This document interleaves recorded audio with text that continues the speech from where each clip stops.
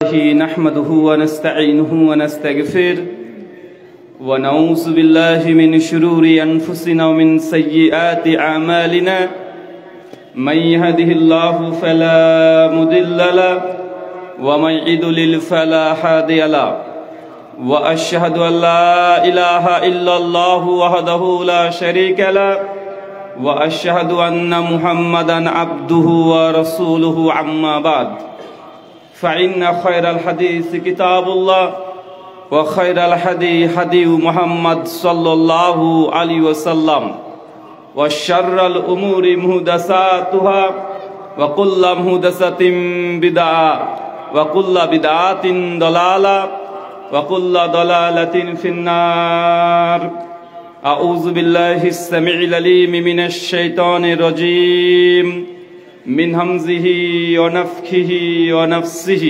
يا أيها الناس اتقوا ربكم الذي خلقكم من نفس واحدة وخلق منها زوجها وبث منهما رجالا كثيرا ونساء واتقوا الله الذي تساءلون به والأرحام إن الله كان عليكم رقيبا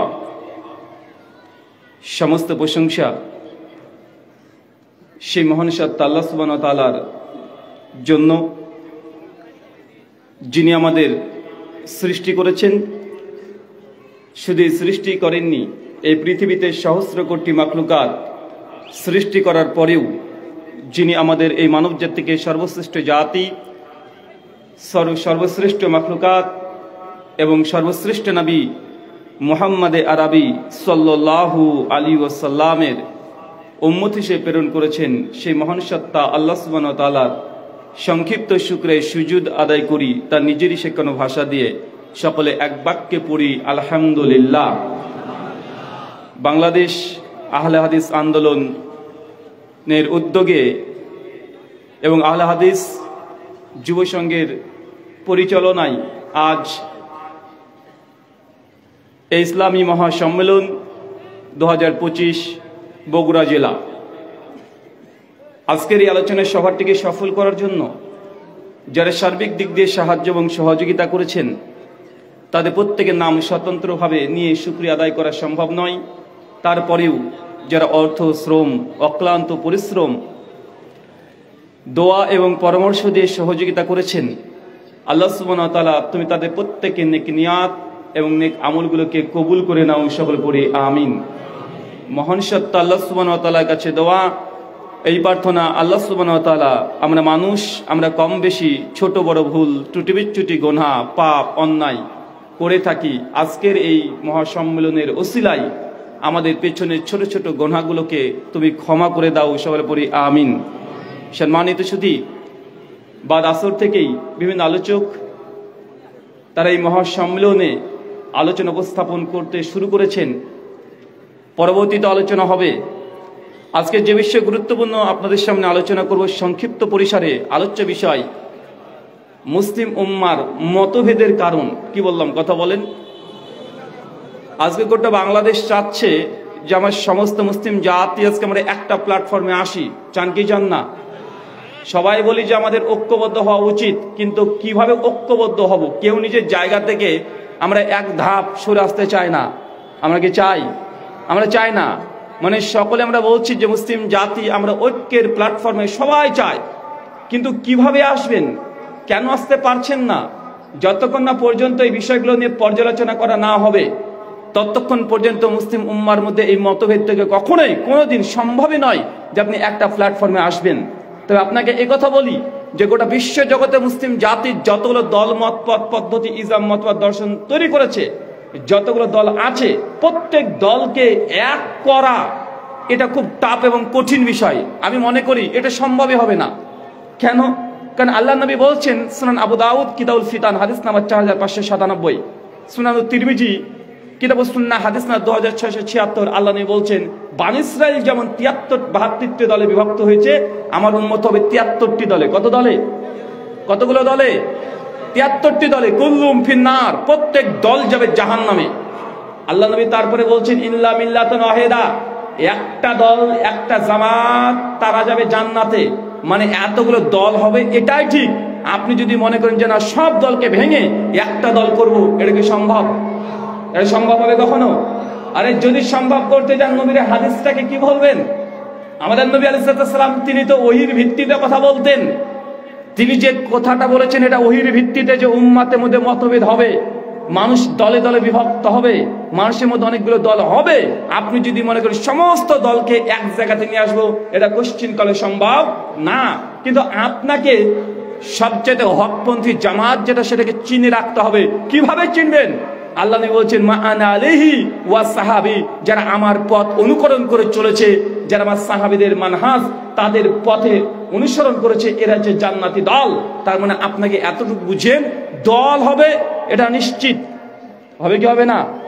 কিন্তু দল হচ্ছে বলেই আপনি যে অভিযোগ করবেন যে তোমরা হুজুররা তো নিজেরা ঠিক নাই, এক হুজুর এই কথা বলেন আর এক হুজুর আর এক কথা বলেন, এক হুজুর এক ফতোয়া দেয় আর এক হুজুর আর এক ফতোয়া দেয়, তাই হুজুরদেরকে গাছে বেঁধে টাঙিয়ে পিটালে সমস্ত মুসলিম উম্মার একমত হয়ে যাবে, এই ধারণাটা শয়তানের অসুসার মাধ্যমে আলেম শ্রেণীর উপরে অভিযোগ করা হয়। হয় কি হয় না? মানে হুজুরদের মধ্যে একটু মতভেদ দেখলেই দোষ কাদের দেয়? হুজুরদের দোষ, আলেমদের দোষ, এরাই তো ঠিক নাই, এক একজন এক এক রকমের ফতোয়া দেয়। ভাইজান, আলেমদের মধ্যে অনেক বিষয়ে একমত আছে। আপনাকে লক্ষ লক্ষ মাসাইলের কথা বলতে পারি আমরা, যে লাখ লাখ মাসালা আলেমরা সবাই একমত, তারপরেও এই জনগণ জনসাধারণ তারা মানতে চায় না। কেন? কারণ মানতে গেলে তাদের কোনো সমস্যা হতে পারে। আপনি এই হাদিস বারবার শুনেছেন, তাবরানী আল মুজাওয়াল কাবির হাদিস নাম্বার 21103, আল্লাহ নবী বলছেন মান তারাকা সালাতা মুতাম্মাদান ফাকাদ কাফারা, যে ব্যক্তি ইচ্ছাকৃত নামাজকে ত্যাগ করে দেয় এ ব্যক্তি কাফের। কোন মুসলিম উম্মার কোন আলেম বলেনি যে নামাজ পড়া লাগবে না। তো বাংলাদেশে কত পার্সেন্ট মুসল্লি আছে? কথা বলেন। এখানে কোন আলেমের দ্বিমত আছে? কোন দ্বিমত আছে? কেউ তো দ্বিমত করেনি, সবাই তো বলছে নামাজ পড়াই লাগবে। কিন্তু বাঙালি শ্রোতাদের মধ্যে এই প্রবণতা সবচেয়ে বেশি। আমরা বাঙালিরা খুব চালাক, আমরা অনেকে বার বলি আরে হুজুর আপনি কি বলছেন, আরে নামাজ পড়ে কে বড় লোক হলো, নামাজ না পড়লে ইমান আমার ঠিক আছে। মানে বেনামাজি মুসলমান, মানে বেনামাজি ইমানদার, নামাজ না পড়ে ইমান ঠিক আছে। তো এই মাসালায় দুনিয়ার কোন আলেমের দ্বিমত নেই যে নামাজ আপনাকে পড়তে হবে।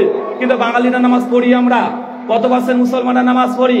চাচা, এই হাদিস বারবার শুনেছেন, কেউ যদি জেনে বুঝে 1 টাকা সুদ খায়, মায়ের সঙ্গে জেনা করার নাই পাপ, তারপরেও বাংলাদেশে সুদ আছে না নাই? মুসলমান সুদ খায় কি খায় না? সুদ খাওয়া পরোক্ষ পাপ, মায়ের সঙ্গে জেনা করা। সুনান আবু দাউদের হাদিস, হাদিস না 3418, আল্লাহ নবী বলছেন কোন মহিলা যদি রাস্তাতে বের হয় আতর সুগন্ধি মেখে, তাহলে ওই নারী জেনাকারী বেশ্যা। তারপর আপনার স্ত্রী, আপনার মেয়ে, আপনার বৌমা রাস্তা দিয়ে সুগন্ধি মেখে বের হয় কি হয় না? এই মাসালাতে কোন আলেমের মতভেদ নেই। বের করে দেখান কে মতভেদ করেছে, সবাই তো একমত। তারপরে জনগণ এগুলোকে মানতে চায় না।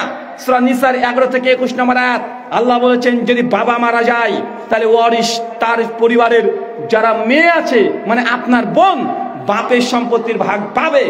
কতজন ভাই বোনকে ভাগ দেন? কতজন আছেন? আপনি তো বোনের সম্পত্তি মেরে খান। বোন যদি এসে বলে যে ভাইজান আব্বার তো জমির ভাগ আমি পাবো, তো আমাকে একটু ভাগটা বুঝিয়ে দাও, আপনি চিৎকার দিয়ে বোনকে থাপ্পড় মেরে দেন। অনেক ক্ষেত্রে আর বলেন যে খবরদার, তোর লজ্জা লাগে না? তোর বিয়ের সময় 3 লক্ষ টাকা খরচ করেছি, তুই বাপের জমির ভাগ চাইতে এসেছিস, নেক্সট টাইম যদি আসিস তোর সঙ্গে আমার কোনো সম্পর্কই নেই। বলেন কি বলেন না? তো এই মাসালাতে তো আলেমদের ঐক্যমত, এই মাসালায় তো কেউ দ্বিমত করে না। তার মানে বোঝা যাচ্ছে আলেমদের মতভেদ এটা অনেকর কারণ নয়, অনেকর কারণ জনগণ আপনারাই। আপনারা সত্য যাচাই করতে চান না, সত্য মানার জন্য আপনাদের ভেতরে অনেক প্রতিবন্ধকতা সৃষ্টি হয়। তাই আগে আপনি নিজে সচেতন হন যে না, যেটা হক সেটা মানবো। মানবো তো ইনশাআল্লাহ? সবাই মানবো তো? তার জন্য তো আন্দোলন, আহলাদিস আন্দোলন বাংলাদেশের যে স্লোগানটি কি? সকল বিধান বাতিল করো, ওহির বিধান কায়েম করো। এটা হচ্ছে মূল স্লোগান। যে সকল বিধান বলতে গেলে আপনার নাফসের মধ্যে থেকে যেগুলো চাই এটাকে বাতিল করতে হবে। আর আমাদের পশ্চিমা বিশ্ব যেগুলো শেখায়, আমরা বলি লা ইলাহা ইল্লাল্লাহ, আর ওরা আমাদেরকে কি শেখাচ্ছে? লা ইলাহা ইল্লা ইনসান, মানে কোন আল্লাহ নাই, শুধু ইনসান আছে, মানুষ। মানে মানবতা হচ্ছে ধর্ম, বা আমাদেরকে শেখানো হয় কি হয় না? হয় কি হয় না? দেখবেন এখন অধিকাংশ ভার্সিটি, ইউনিভার্সিটিতে আমাদেরকে শেখানো হয় আরে ভাই ধর্ম আবার কি? আরে মানুষের কল্যাণ করবি, এটাই ধর্ম। মানুষকে সহযোগিতা করবি, এটাই ধর্ম। আমাদের ছেলে মেয়েদের অন্তরে এই ধর্ম তথা হিউম্যানিজম, মডার্নিজম এগুলো ঢুকে গেছে। আমরা অনেকে বুঝি না, আমরা জানার চেষ্টা করি না। আল্লাহ সুবহানাহু ওয়া তাআলা যাবতীয় আমাদের অন্তরের মধ্যে যতগুলো ইলাহ আছে এগুলোকে বর্জন করা তৌফিক দান করো, আমিন।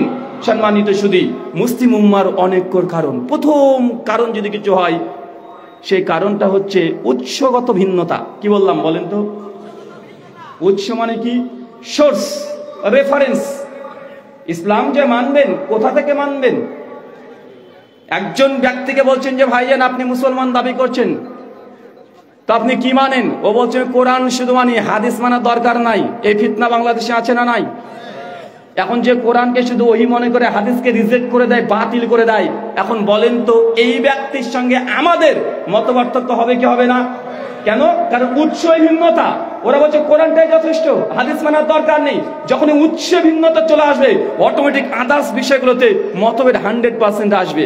আরেকজনকে বলছি ভাইজান ইসলাম তো মানছেন, কিভাবে মানতে হবে? হুজুর আমাকে বলছে আরে ভাই ইসলামের শরীয়তের উৎস হচ্ছে 4টে, 1 কোরআন, 2 হাদিস, 3 ইজমা, 4 কিয়াস। এই যে মিলাদ করছেন কোথায় আছে? জানি কোরআন হাদিসে নাই, এটা কিয়াসে আছে, মানে কিয়াস শরীফ। ভাই বলে কি বলে না, কথা বলে।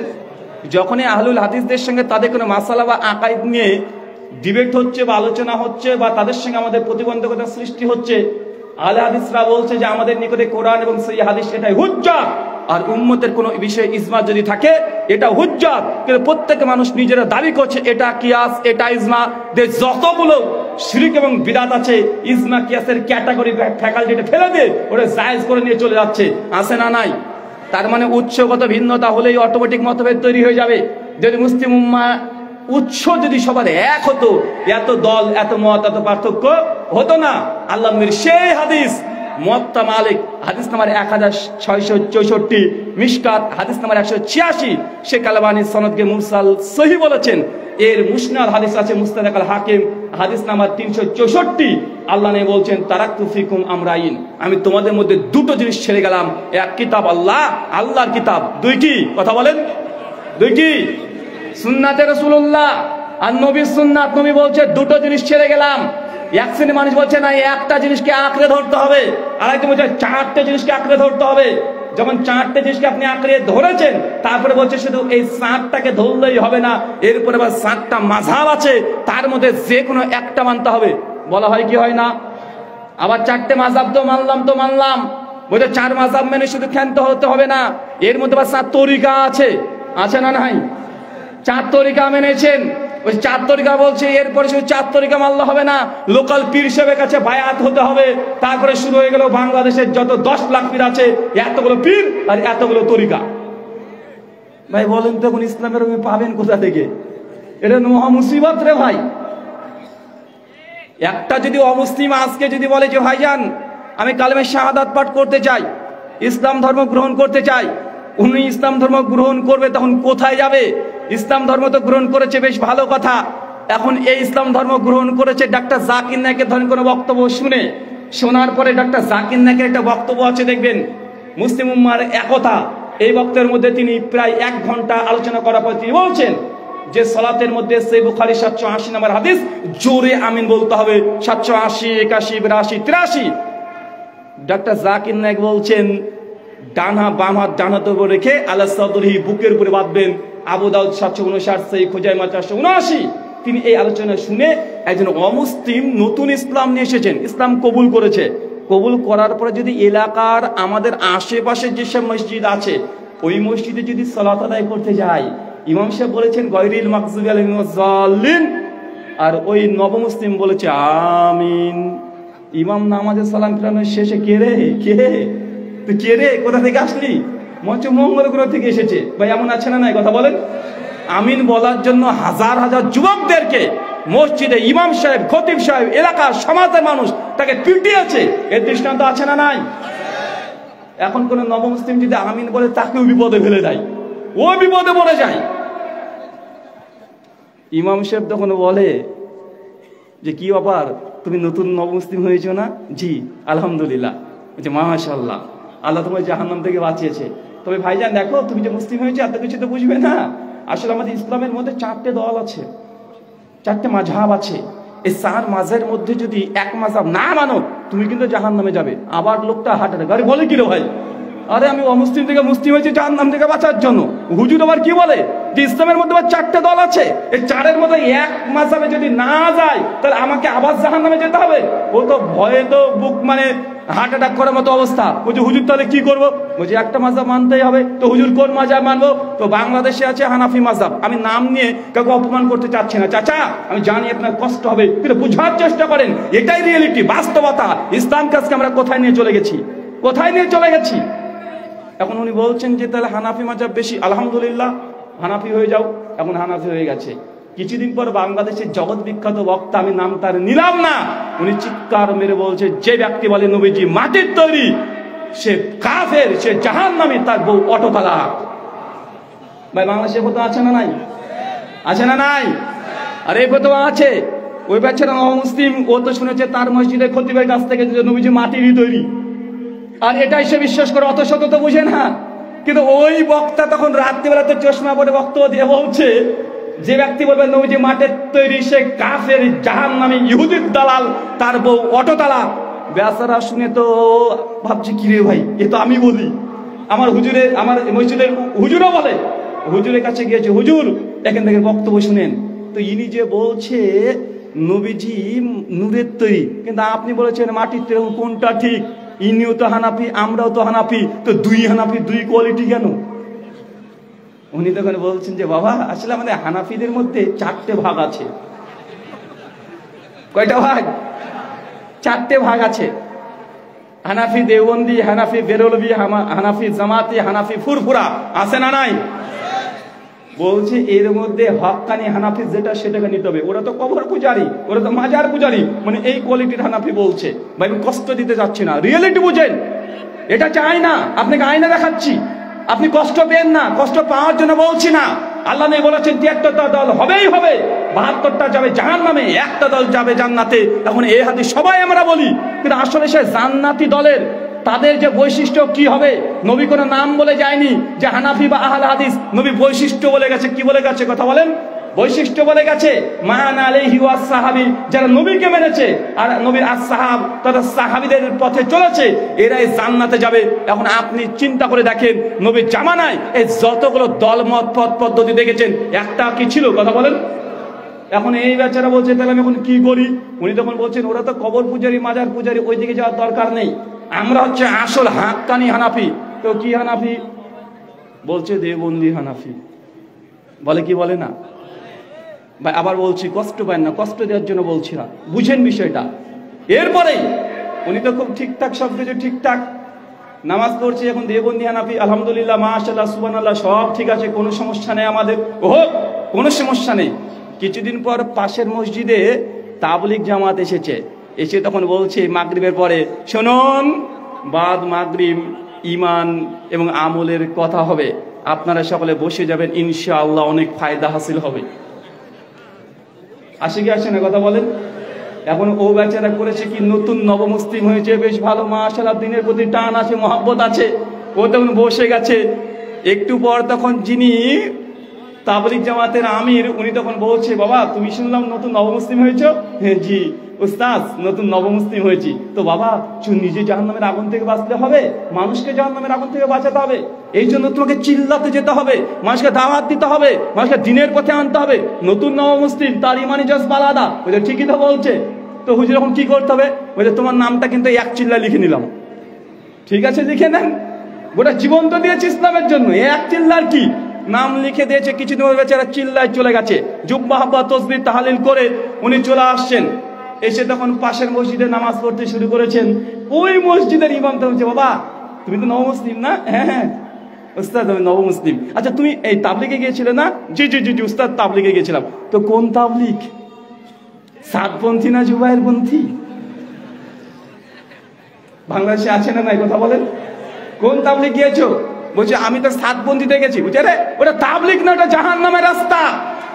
ও বেচারা মহা মুসিবতে, বলে কি রে ভাই, আরে আমি এত কিছু করলাম জাহান্নাম থেকে বাঁচার জন্য, তারপরে এই তাবলিগ করতে গেলে আমি আবার জাহান্নামী? এটা মহা মুসিবত, এটা বিপদের পরে বিপদ। কত বিপদ কেটে উঠবে একজন মানুষ, কত বিপদ। কেন বাংলাদেশের 7পন্থী আর জুয়ারপন্থী গত বছরে মারামারি হয়ে 7 জনকে হত্যা করে দিয়েছে তারা নিজেরাই, দেওয়ার বলছে যে কারবালার ময়দান থেকে আসলাম। চিন্তা করতে পারছেন মানে ইসলামটাকে কোন পর্যায়ে আমরা নিয়ে গেছি? এটা হাস্যকর নয়, এটা লজ্জাকর। মুসলিম জাতির জন্য লজ্জা যে আমরা কোন পর্যায়ে ইসলামটাকে নিয়ে চলে গেছি। আচ্ছা বুঝলাম 7পন্থী জুয়ারপন্থী মারামারি যা করছে সবই ঠিক আছে, এখন বলছে যে বুঝলাম এ তো হলো এই, আরো আছে, এখন এখানেই শেষ না। বাংলাদেশে বরিশালের বড় হাক্কানি পীরের ওখানে চলে গেছে বক্তব্য শুনতে, আর পীর সে বক্তব্য চিৎকার মেরে বলছে, শোনেন, যার পীর নাই তার পীর শয়তান, পীর ধরা ফরজ, না ধরলে জাহান্নামী। বাংলাদেশে কত আছে না নাই? বেচারা নবমুসলিম ভাবে, আরে ভাই আমার তো কোনো পীর নাই, তাহলে আমার পীর কি শয়তান? আরে আমার তো কোনো পীর ধরিনি, তাহলে আমি আবার জাহান্নামে? বেচারা জাহান্নাম থেকে উঠতেই পারে না। ওই যে হুজুরের কাছে নেই সেই ওকে জাহান্নামে পাঠিয়ে দেয়। আর ও এসেছে জান্নাত যাওয়ার জন্য, ইসলাম গ্রহণ করেছে, আর মানুষটাকে এই দরজায় ওই দরজায় মানে নিয়ে ঘুরিয়ে বেড়াচ্ছে। আছে না নাই? আছে না নাই? বাংলাদেশে, বাংলাদেশ না বাররে সাগির, ভারত বাংলাদেশ পাকিস্তানের সব চাইতে এই ফিতনা বলে সব চাইতে জর্জরিত। মানুষ ইসলাম গ্রহণ করে নিজেই বিভ্রান্ত হয়ে যায়, আমি কোথায় চলে আসলাম, বিপদে ফেলে দেয় আমরা হুজুররাই, আমরা তাদেরকে বিভক্ত করে দিই। করে কি করে না? এখন বেচারা তো বিপদ, এখন কোন পীর ধরবে, কি ধরবে, আবার আমি জাহান্নামে না যাই তো হুজুর কি করব, তো পীর ধরতে হবে, এখন পীর ধরবো। বলছে শোনেন, এই পীরের মধ্যে আবার 4টে ভাগ আছে, ভাগের শেষ নাই। চিস্তিয়া, কাদরিয়া, নাকশবন্দিয়া, মুজাদ্দিদিয়া, আছে না নাই? কথা বলেন। বলছে তাহলে আমি এখন কোন তরিকা কি ধরবো একটু বলেন, সহযোগিতা করেন, একটু হেল্পলাইন হেল্প করেন আমাকে, আমি জান্নাত যেতে চাই, বেচারা জান্নাত যেতে চাই। বলছে কি আর করবে, তুমি চিস্তিয়া তরিকায় ফর্ম ফিল আপ করে ভর্তি হয়ে যায়। এবার বলছে আচ্ছা ঠিক আছে, চিস্তিয়া হয়ে গেলাম। উনি আবার বলছে শুধু চিস্তিয়া হলে তো হবে না বাবা, চিস্তিয়ার মধ্যে 6টা দল আছে। চিস্তিয়া সাবেরিয়া আছে না, বাংলাদেশে তো এটাই বেশি চলে, চিস্তিয়া সাবেরিয়া আছে, তো আবার চিস্তিয়া সাবেরিয়া মানে দলের পর দল হয়েছে চিস্তিয়া সাবেরিয়া। এবার বলছে বাবা এটা তো অনেক প্রাচীন তরিকা, যেটা তরিকা খাজা মঈনুদ্দিন চিশতি রাহিমাহুল্লাহ থেকে 600 বছর আগে এসেছিলেন, তিনি তো জীবিত নেই। এখন তোমাকে লোকাল পীরের কাছে গিয়ে বায়াত হতে হবে, নসে জান্নাত যাওয়া যাবে না, মানে লোকাল পীর, কথা বুঝলেন না? এখন চলে আসছে বাংলাদেশের যতগুলো পীর আছে, হতে পারে চরমনাই, ইনাকপুরি, জোনপুরি, রাজারবাগে, ফুলতলি, দেওয়ানবাগি, আটরশি, মাছ ভান্ডারি, কুত্তাবাগি, আছে না? এখন এদের কাছে যেতে হবে। আমার প্রশ্ন রে ভাই, একটা ইসলাম, কালেমা একটা, আমাদের কোরআন একটা, কিবলা একটা, সর্বশেষ নবীও একটা, আল্লাহও একটা, আর সেই এক ইসলামকে দলে দলে ভাগ করে মানুষকে বিভ্রান্ত করে দিচ্ছে যে কোথায় কি করবে। একজন বলছে যে আহলে হাদিস তোমরা আম্মাওয়ালা নামাজ পড়ো, লেডিস মুসল্লি, কয়েক বছর আগে বলেছিল না? কেন? তো আমরা বুকের উপরে হাত বেঁধে নামাজ পড়ি, এটা আমাদের অপরাধ, এই জন্য কটূক্তি তারা করছে। তো উনারা আর একজন বক্তা উঠে বলছে দেখেন, বুকের উপরে হাত বাঁধা এটা মেয়েদের, আর নাভির নিচে হাত বাঁধা ছেলেদের। আমি বলেছিলাম হিজরা হলে কোথায় রে ভাই, নিচে নামবি না উপরে উঠবি? নাভির নিচে হলো, যদি হিজরা হয় একটু নিচে যা, একটু নিচে গেলে কোথায় কি ধরতে হবে বুঝতে পারছেন? সমাজদের গেলে ইশারাই কাফি। মানে আমি বলতে যাচ্ছি যে আমাদের, আমি কোনো কটূক্তি করছি না, জাস্ট আপনি রিয়েলিটি বোঝেন। আহলে হাদিস সালাফি মানহাজ, আমাদের দাবি কি? আমাদের দাবি চাই ও নারী হোক চাই পুরুষ হোক, আল্লাহ নবী বলেছেন সাল্লু কামা রাআইতুমুনি উসাল্লি, সালাত আদায় করো ওইভাবে যেইভাবে আমি নবীকে করতে দেখছো। নবী যেভাবে করেছে, চাই নারী হোক পুরুষ হোক হিজড়া হোক, সবাই নবী যেমন সালাত আদায় করেছে ওইভাবে করতে হবে। মাঝখানে কোনো পার্থক্য নবী যেখানে করেনি ওখানে পার্থক্য করা যাবে না। এটা হচ্ছে আহলে হাদিসের আন্দোলন। আমরা নিয়ে যেতে চাই 1500 বছর আগে আল্লাহ নবী যে ইসলাম নিয়ে এসেছিলেন, যে কোরআন তিনি দিয়েছিলেন, যে কোরআনের বুঝ দিয়েছিলেন, যে হাদিস তিনি বলেছিলেন, যে হাদিসের বুঝ বলেছিলেন, আমরা ওইগুলোতে সীমাবদ্ধ থাকতে চাই। কিন্তু বর্তমান প্রেক্ষাপটে ইসলামের নামে হাজার দল তৈরি করে, মত তৈরি করে মানুষকে নিজেদের দিকেই ডাকে, ডাকিকে ডাকে না। আজ থেকে প্রায় 8-9 বছর প্রায় হবে আমার জীবনের দাওয়াতি ময়দানে প্রথম। সেই সময়তে গাড়িতে পার্সোনাল কার ছিল না, বা ভাড়াও করতাম না, ওই ট্রেনে, টোটো, সিএনজি এগুলোতে চলাচল করতাম। তো একদিন হুগলি থেকে আমি প্রোগ্রাম করার জন্য প্রোগ্রাম করে ফিরে আসছি। তো মাঝখানে যে সিএনজি বোঝেন তো, ওই যে অটো, 3 চাকার। তো আমি একটা অটোতে উঠেছি, উঠে বসে আছি, গাড়িটা ছাড়বে। একটু পর একজন ভদ্রলোককে আসছেন, মনে হলো কোনো চাকরি টাকরি তিনি করেন। তো এসে তখন ওই সিএনজির আমার পাশে বসেছেন। পাশে বসে ওই সিএনজি ওয়ালা বলে, এই চল চল চল চল, তাতে চল, দেরি হয়ে গেল। চালক তখন বলছে, স্যার দেখুন মানে আর 2টো কাস্টমার হলেই গাড়ি ছেড়ে দেবো। উনি তখন বলছেন, আরে তোদের পেট ভরে না, আরে চল 10 টাকা ধরে নিস, চল চল, আমার লেট হয়ে যাচ্ছে। তো যাই হোক, ওই চালক তখন গাড়ি ছেড়ে দিয়েছে। চলতে চলতে চলতে চলতে যখন জায়গাতে পৌঁছে গেছে, উনাকে নামিয়ে দেবেন, আর তার আগেই ওই অটো চালক উনি তখন বলছেন, স্যার একটা কথা বলবো, কিছু মনে করবেন না। মানে অটো চালক সাধারণ মানুষ, জি বল, কি বলবি বল। উনি তখন বলছেন যে আমি দীর্ঘ 20 বছর ধরে এই সিএনজি চালাচ্ছি, আমাকে যাত্রীরা যেখানে বলে আমি সেখানে রেখে দিই, যেখানে যেতে চাই আমি তাকে সেখানে পৌঁছে দিই।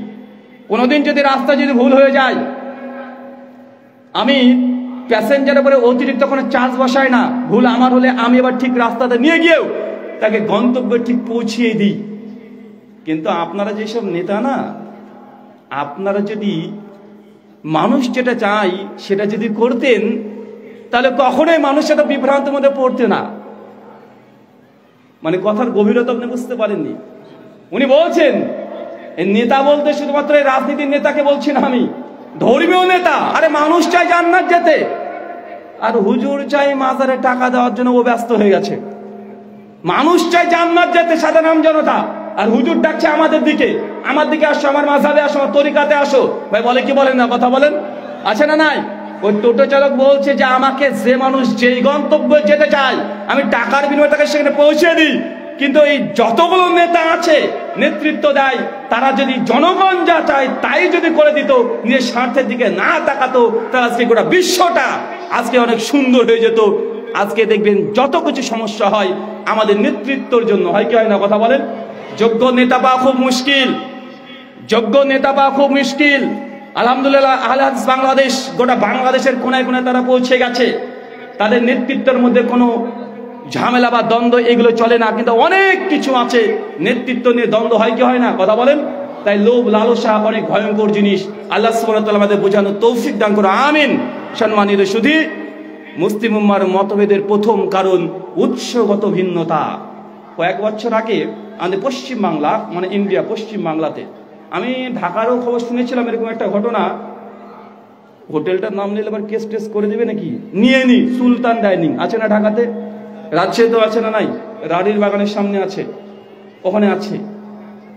তো 2 বছর আগে একটা অভিযোগ উঠেছিল, তাদের হোটেলে নাকি ছাগলের মাংসের পরিবর্তে কুত্তার গোশত দিয়ে দিয়েছে, শিয়াল ধরে দিয়ে দিয়েছে। আমাদের পশ্চিমবাংলা বড় 5 স্টার হোটেলে এটা নিয়ে অনেক ভিডিও হয়েছে, নিউজ হয়েছে। তখন মানুষ তাদের প্রতিক্রিয়া জানাচ্ছে মিডিয়াতে, কি করবে, বলছে এত বড় 5 স্টার হোটেল, 3 স্টার হোটেল, এখানে গিয়েও যদি এই ছাগলের মাংসের পরিবর্তে কুত্তার মাংস খেতে হয় তো মানুষ যাবে কোথায়? সবাই তখন বলছে যে আমরা 5 স্টার হোটেল আর যাবো না, আরে হোটেলে মাংস খাবো না। বিভিন্ন মতামত তারা পেশ করছে। আমি তখন ভাবছি, বেটা কোথায় ছাগলের মাংস না কুত্তার মাংস কি খেয়েছো, এর জন্য কি মাংস খাওয়াকে বাদ দিয়া বা হোটেলকে বর্জন করা একটা বুদ্ধিমানের কাজ না। বরং বুদ্ধিমানের কাজ এটাই, আপনি যেই জায়গাতে ছাগল জবাই করছে প্রতিদিন যদি আপনি নিজে হস্তে যদি ওই জায়গাতে যেতেন, আর ছাগল যে হচ্ছে না কুত্তা জবাই হচ্ছে আপনি যদি নিজে দেখে আসতেন, জিন্দেগিতে আপনার কাছে মানুষ ছাগল বলে কুত্তার গোশত বিক্রি করতে পারতো না, পারতো না, কি কথা বলেন? কেন? আপনি উৎসতে ফিরে যান, যদি কসাইখানাতেই চলে যান সকালবেলায়, তা নিজে আপনি দেখতে পাবেন কি জবাই হচ্ছে। পাবেন কি পাবেন না? পাবেন। কয়েক বছর আগে গোটা বিশ্ব জগতের আলোড়ন সৃষ্টিকারী নিউজ, আমেরিকার বেশ কিছু বিশেষজ্ঞ আমেরিকার বেশ কিছু বিশেষজ্ঞ যারা খ্রিস্টান, ইসলাম বিদ্বেষী, তারা একটা নিউজ ছাপিয়েছিল। নিউজে তারা বলছে যে জমজমের পানির মধ্যে আর্সেনিক পাওয়া গিয়েছে। কি পাওয়া গিয়েছে? আর্সেনিক পাওয়া গিয়েছে। গোটা মুসলিম বিশ্ব অবাক, বলে কি জমজমের পানি আর্সেনিক মানে? আর জমজম তো পবিত্র পানি, মুমিনদের ঈমানের সঙ্গে জড়িত একটা পানি, আর এই পানিতে আর্সেনিক মানে? সঙ্গে সঙ্গে গোটা বিশ্ব জগতে নিউজটা ছাপিয়ে দিয়েছিল। সৌদি আরব সঙ্গে সঙ্গে তার এই নিউজকে কাউন্টার দিয়ে প্রশ্ন করে যে আপনারা যে জমজমের পানিতে বলছেন আর্সেনিক আছে, আপনাদের রিপোর্ট, ল্যাবরেটরি রিপোর্ট আমাদের কাছে তাড়াতাড়ি পেশ করেন। ওর সঙ্গে সঙ্গে মেল করে সেই রিপোর্ট দিয়ে দিয়েছে। সৌদি যারা জমজম গবেষণা দায়িত্বে আছে, ওটাকে নিয়ন্ত্রণ করে ওই দপ্তর, তারা চেক করে দেখছে রিপোর্ট তো ঠিক আছে, আসলে তো জমজমের মধ্যে আর্সেনিক, রিপোর্ট তো ঠিক আছে। দীর্ঘদিন 7-8 দিন ধরে তার টেনশনে, আরে হয় কিভাবে, জমজমের পানি পবিত্র বিশুদ্ধ, এটা ইমানের সঙ্গে জড়িত আছে, আর এটা আর্সেনিক। ওই টিমের মধ্যে একজনের মাথাতে আল্লাহ কিভাবে একটা বুদ্ধি দিয়েছে, ও তখন টিম মেম্বারকে বলছে, আচ্ছা ওই যে গবেষণা হয়েছিল কানাডাতে আর রিপোর্ট করেছে আমেরিকা থেকে, বলছে কানাডা দেশ সংস্থা জমজমের পানিকে আর্সেনিক আছে বলে ঘোষণা করেছে, রিপোর্ট দিয়েছে, ল্যাবরেটরি রিপোর্ট দিয়েছে। আচ্ছা তাদেরকে একটা ফোন করে বা মেল করে দেখেন যে জমজমের পানি তারা পেলো কোথায়, আসলে কি জমজমের পানি ছিল কি ছিল না। যখন ফোন করে রিপোর্ট করেছে জমজমের পানি আপনারা পেলেন কোথায়, স্যাম্পল কোথায় পেয়েছেন, ওই আমাদের কাছ থেকে তো নেননি, আপনারা কোথায় পেয়েছেন। ওরা তখন মেল করে জানাচ্ছে যে জমজমের পানি তাদের ক্যানাডা একটা জুমার মসজিদের নিচে একটা লোক বিক্রি করতো, ওর কাছ থেকে কিনেছে। বুঝতে পারলেন না মনে হয়, ওইখান থেকে কিনেছে। প্লাস্টিক বোতল যাচ্ছে জমজমের পানি, মানুষ তো ওষুধের মধ্যে ভেজাল দেয়, পানিকে কি ছাড়বে কথা বলেন।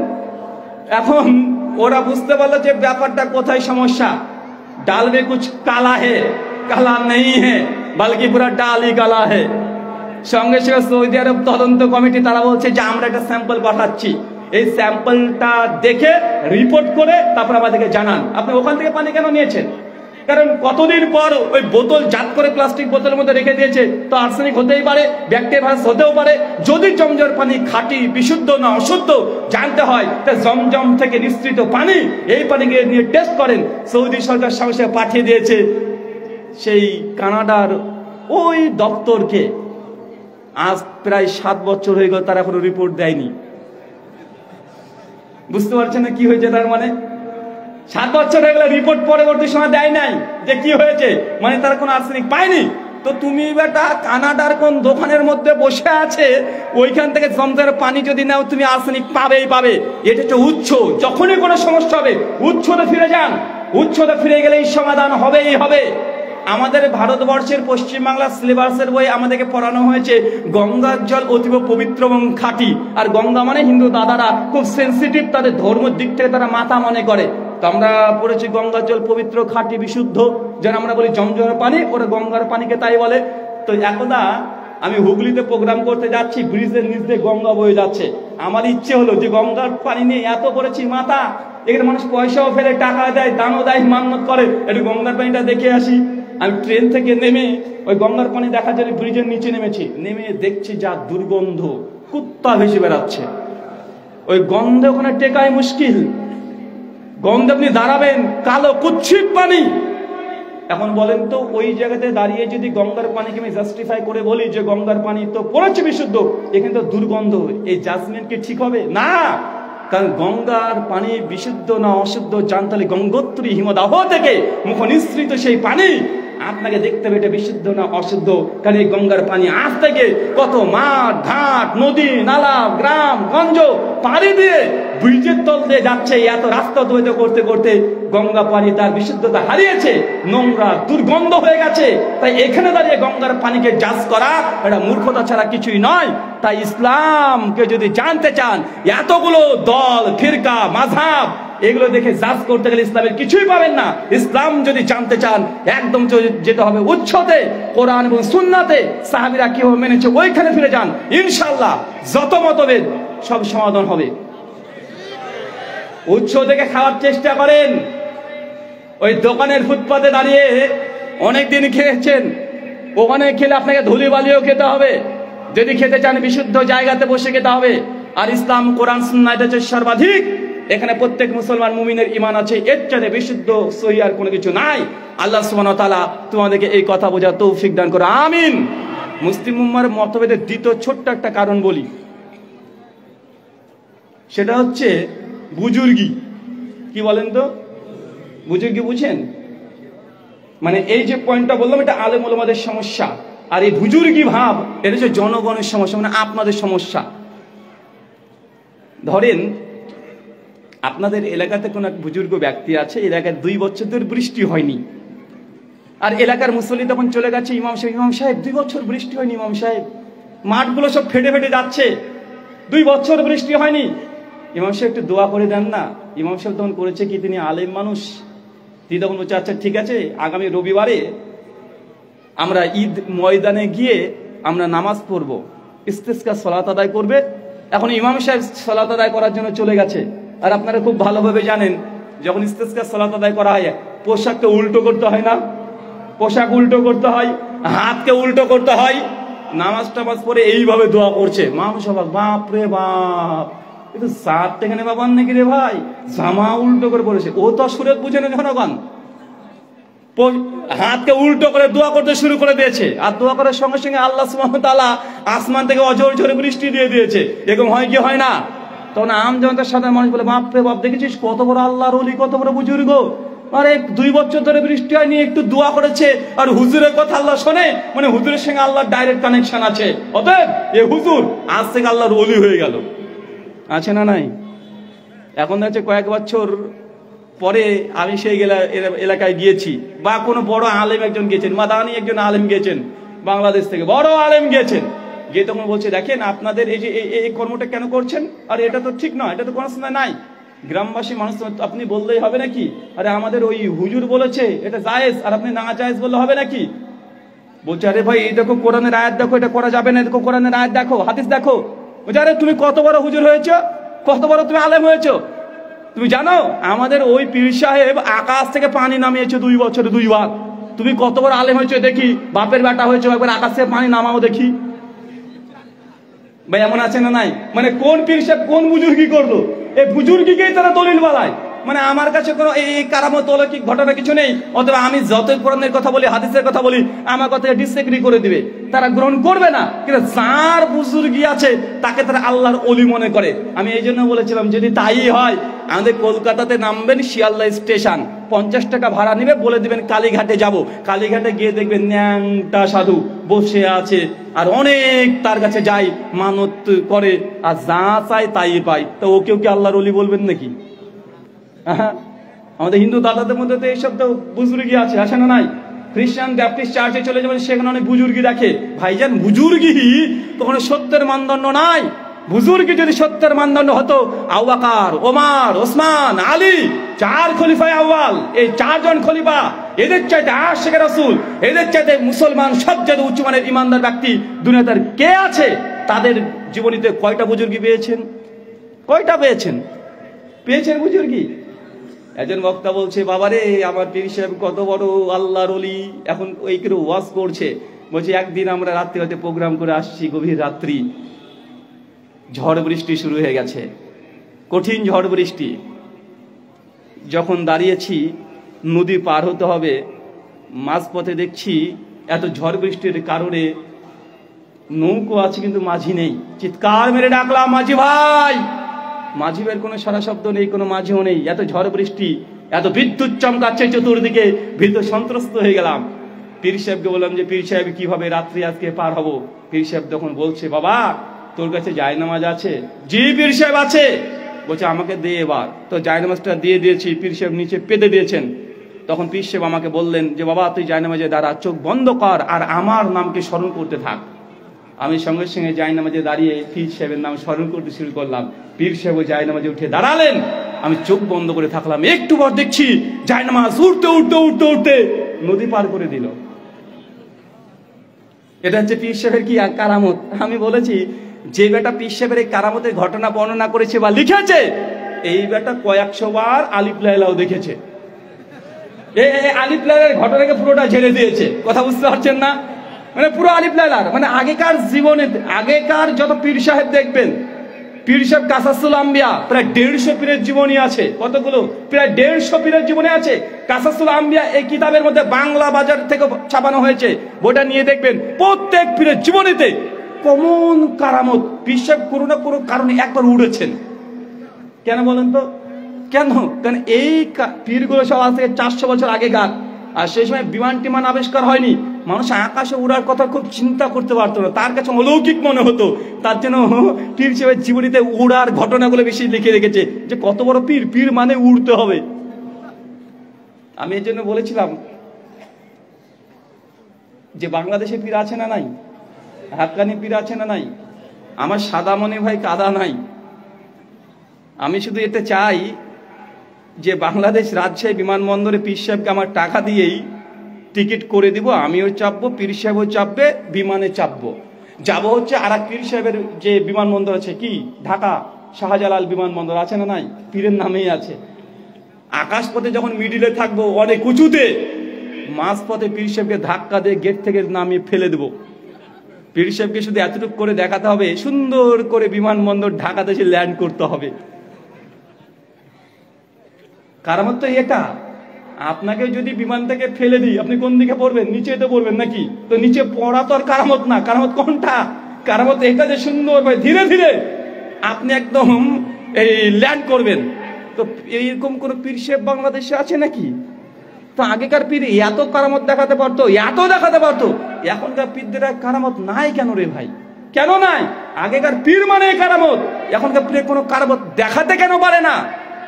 আমি গবেষণা করে যা দেখেছি, এর কারণ হচ্ছে এই যে ক্যামেরাগুলো আবিষ্কার হয়েছে যেই দিন থেকে, ওই দিন থেকে পীরের কারামত গায়েব। মানে ক্যামেরা যেদিন থেকে আবিষ্কার হয়েছে সেই দিন থেকে পীর সাহেবের কোনো কারামত আর চলে না। নাই বললে হবে না, এখনকার পীরদের কারামত একটু ভিন্ন, ডিজিটাল। তুমি জানো আমার পীরের বিরুদ্ধে কথা বললে আমার পীর কি করেছে তুমি জানো? ভাই কি করেছে? ওই যে 32 বছর ধরে আমার পীর সাহেব দাঁত মাজে না। এটা হচ্ছে বর্তমান পীরের কারামত। কার কারামত? 34 বছর ধরে আমার পীর সাহেব চুল কাটেনি। চিন্তা কর চুল কোন দিক দিয়ে কোন দিকে গজাই।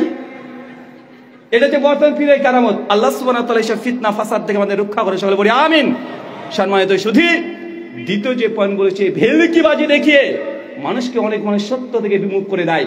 এই ভেলকিবাজির পেছনে পড়েই মানুষ সত্য গ্রহণ করতে চায় না। একজন আলেম যত কোরআন সুন্নাহর কথা বলুক না কেন, মানুষ মনে করে এই ব্যক্তি এত কারামত দেখিয়েছে, এই হচ্ছে আল্লাহর ওলি। কিন্তু এটা সত্য কথা নয়। কখনো অলৌকিক কোনো ক্ষমতা বা পাওয়ার এটা সত্যের প্রামাণিকতা হতে পারে না।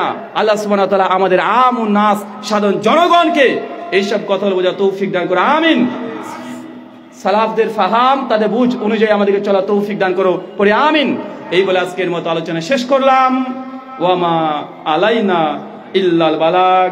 আসসালামু আলাইকুম ওয়া রাহমাতুল্লাহি ওয়া বারাকাতুহু। আলহামদুলিল্লাহ। আমাকে কি হাদিয়া ভাই? হাদিয়াও দেও। আচ্ছা আচ্ছা, তাও ভালো। যে বিষয়ে আলোচনা করলাম মোটামুটি touch doctor professor Mohammad Arshad Ali Ghalib sir হাফিজাহুল্লাহ, তার একটা লেখা বইও আছে, ফেরকা এনার্জি তথা মুক্তিপ্রাপ্ত দল। বইগুলো সঙ্গে রাখবেন, বুঝতে পারবেন প্রকৃত আহলুস সুন্নাহকে। বাংলাদেশে যে ফিতনা খুব বেশি বেশি চলছে সেটা হচ্ছে হাদিস অস্বীকারী। চলছে না? বলছে কোরআন মানি হাদিস মানি না, মানে বাপকে মানি মা মানি না, বা মা মানি কিন্তু বাপ মানি না। কিন্তু ও কোন দিক দিয়ে হয়েছে এটা কোনো ঠিক নাই। ঠিক ওটা হাদিস অস্বীকারী জবাব দিয়েছেন ডক্টর আহমদ সাকিব ভাই, আপনারা জানেন। এবং এই বিষয়ে পরে স্যারেরও বই রচনা করা আছে হাদিসের প্রামাণিকতা, ওই বইটাও সংগ্রহ করতে পারবেন। সিরাতুর রাসূল বাংলায় কে জানে না ভাই? সবাই জানে। হিন্দুরা যখন জানে যে একটা বাংলায় বই পাওয়া যায় সিরাতুর রাসূল, ওরাও জেনে নিয়েছে। সিরাতুর রাসূল নবীর জীবনী, এই বইটা আপনারা সংগ্রহ করবেন, স্টলও আছে, এখান থেকে পেয়ে যাবেন। ধন্যবাদ। জাযাকাল্লাহু খায়রান, বারাকাল্লাহু ফিকুম, ওয়া মা আলাইনা ইল্লাল বালাগ। আসসালামু আলাইকুম ওয়া রাহমাতুল্লাহ।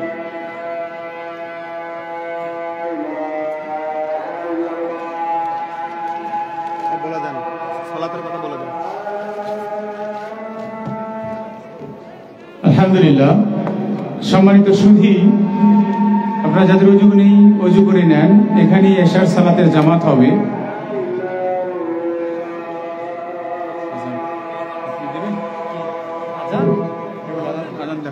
ওখানে আজান হচ্ছে।